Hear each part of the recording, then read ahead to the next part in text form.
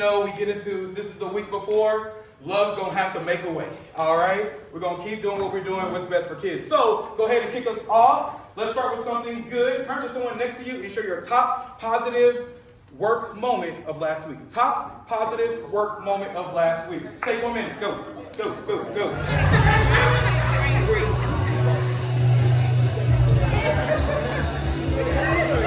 All right, back to me. 5. Give me your eyes. 4. Good job. 3. Good.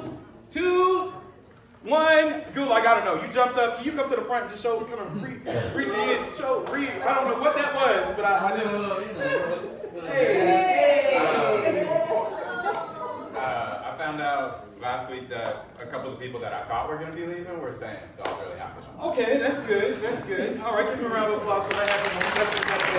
That's high YouTube.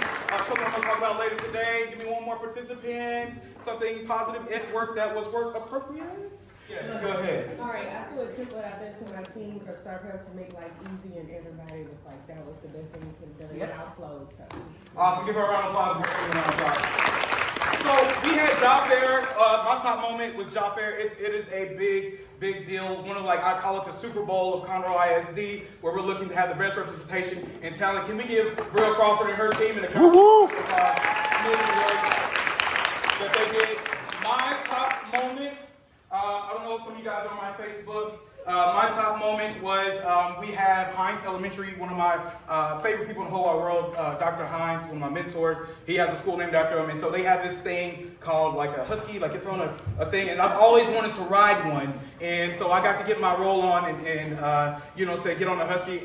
It is, just so you know, it is big man approved. So if you hit your reading goal, you too can ride the husky. Just head on down there. We're gonna pass it. We're gonna go around the horn. Say what you got for us. Slow down. We got not much. We don't have any fire drills or anything planned today, or this week. So, but always be prepared. We never know whenever something's going to happen and everything. Just be aware. Also, make sure we're keeping our doors locked. Okay? That's one thing I have noticed. So please make sure your classroom doors are locked. All right. Thank you.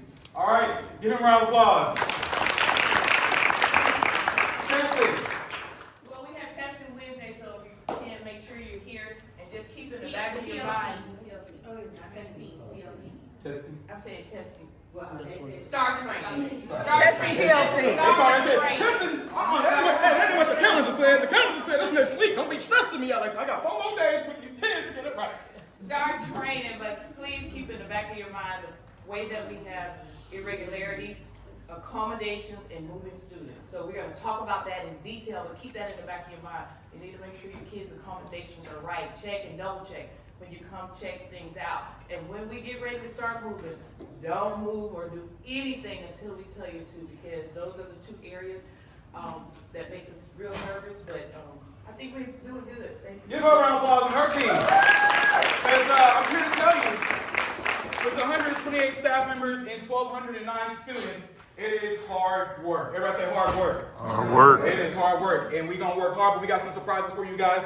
My accountant, a.k.a. the brains of the operation, Janice, has approved for me to feed y'all every Friday starting testing season. Give her a round of applause. All right, Janice. All right, behavior, what you got? Yeah, real quick, our foundations team has come up with that game, the bingo game.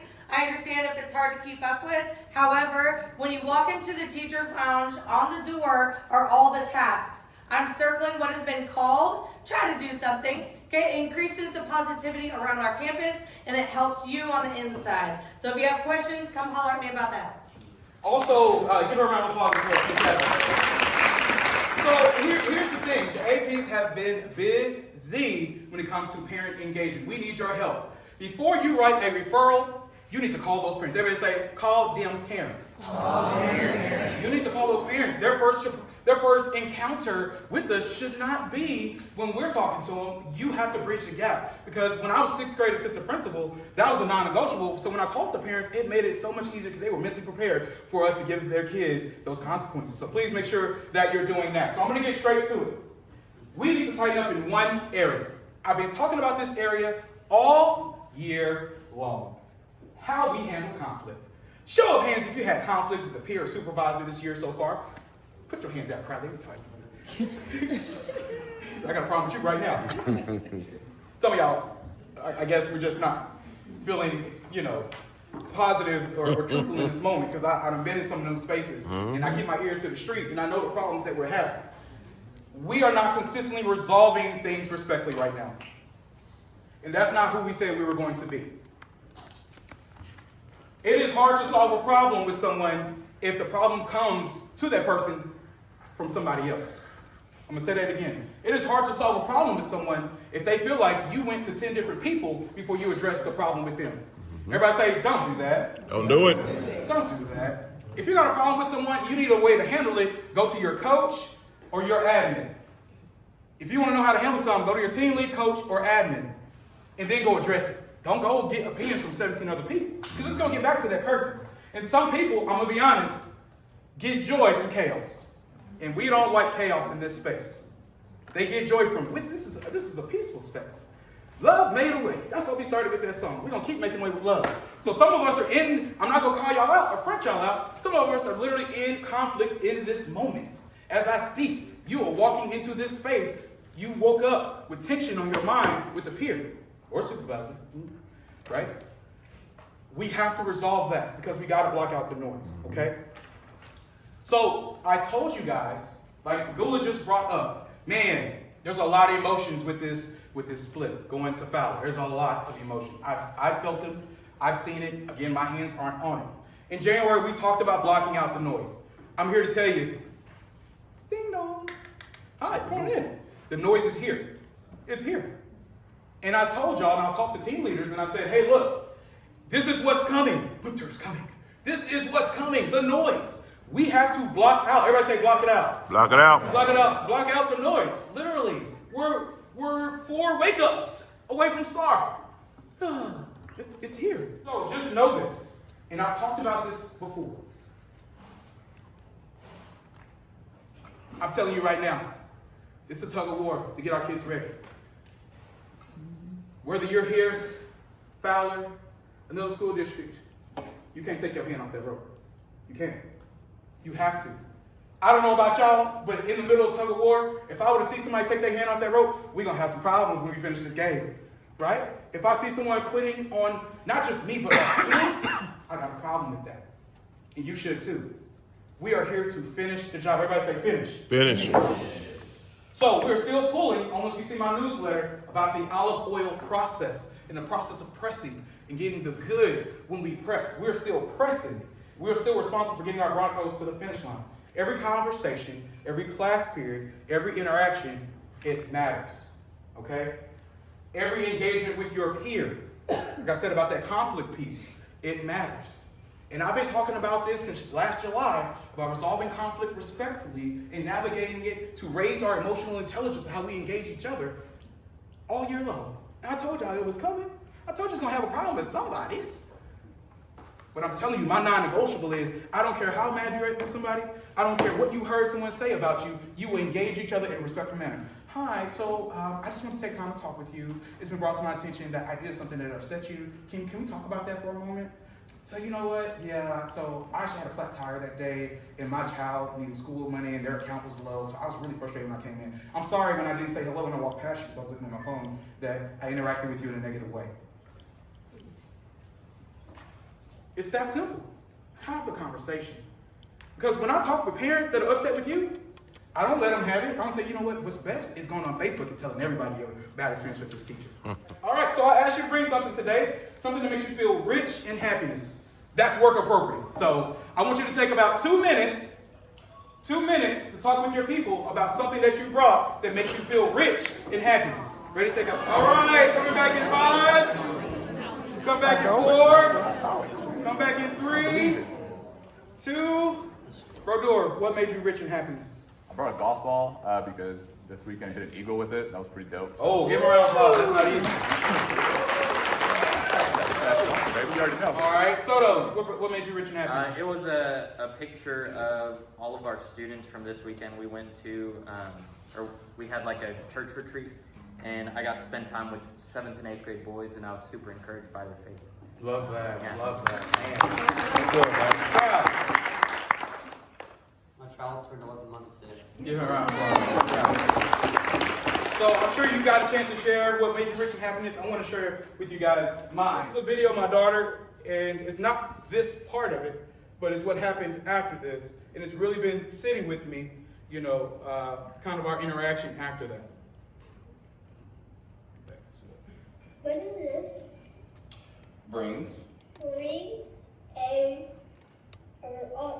rod. Mm-hmm. Okay, I got that one. Then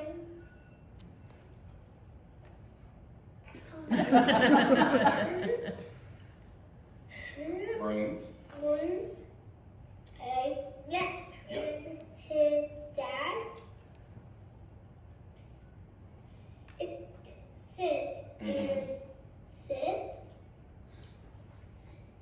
Then that. Yep. So, give her a round of applause. Shout out to our teachers at Sally K. Ride. So after that, so she finishes, cool, that's just part of our night, get her homework done. And then she looks at me and she says, oh, God, Dad. Oh, I'm so glad we're not poor. And she just kept eating. I was like, I ain't Kevin Hart with nobody. You know what I'm saying? Like, I said, so I let it chill. So she just put up a tent. You know, we had Scholastic Book Fair, and so she got her books in it. So I just kind of sat with that, and I was like, I know I just bought a new pair of shoes, but we ain't got it like that. And so I said, hey, Grace, I'm curious. How do you know we're not poor? She said, this house. And I said, what about this house? She said, the walls. I was like, but how do you know we're not poor? She said, Dad, if we were poor, we would be sad. But we're happy. We're rich in happiness. And she went on about her business. Right? Like right there. Don't do it. No. Because as a father, that's all I want my daughters to feel. Because I didn't hear we're rich. We got money. I heard I feel safe. I'm happy because of the stability that's in this space. Right? And I want you to think about the opportunities we have to seek happiness. To continue to see the good in all that we do in this space. So that our kids say that they're rich in happiness. So here's what I want to leave you with. Continue to look for the things here at Basel that make you feel rich in happiness. And when the noise shows up, when things get hard, when frustration creeps in, whether it be the job, your peers, or your home, remember what makes you happy. Remember what you're rich in those moments. Take those moments to understand that happiness is not just here. And it's not about this building. It's about you. You have to seek the happiness within you. Because when my daughter explained to me what she meant about wealth and being rich meant to her, thank the Lord, it wasn't about anything monetary. Because she even said this. She says, not, I mean, yeah, I got nice stuff, but we're happy. I'm rich in happiness. Go back to that. Because that's what keeps you grounded. And that's what keeps us moving forward. So, remember, we're not done pulling the rope. We're not done pressing, pushing, okay? And we're definitely not done showing up for our kids. Can we commit to that? Can we commit to keep showing up and holding on to that rope? All right, let's do that. Let's get to work. Thank y'all. Appreciate it.